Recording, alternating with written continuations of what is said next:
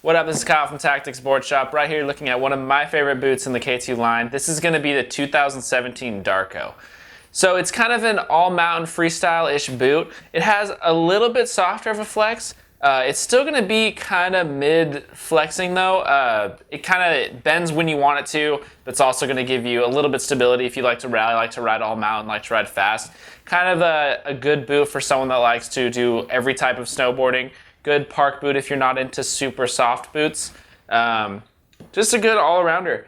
It's going to feature traditional lacing system out here on the outside, which if you've been snowboarding for a long time like me, that's what I prefer when I snowboard. I really like just being able to micro adjust all of everywhere.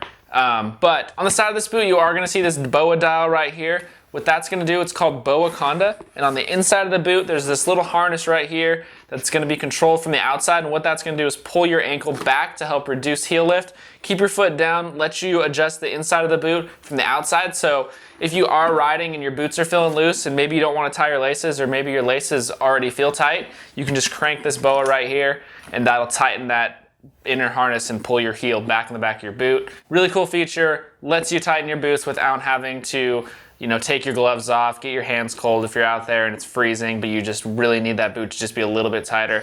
Not a lot of companies doing stuff like that. That's one of the coolest things about this boot.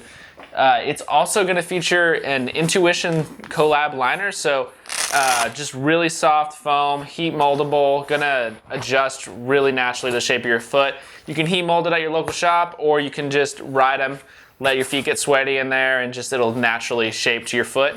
On the bottom of the boot, it's also going to feature K2's Harshmellow tech. So what that is just a little softer foam right here, just to absorb impact when you're riding in the park, riding the backcountry. Anytime you're landing flat, landing hard, it's just going to absorb that impact so your feet aren't getting fatigued and you can keep snowboarding all day long.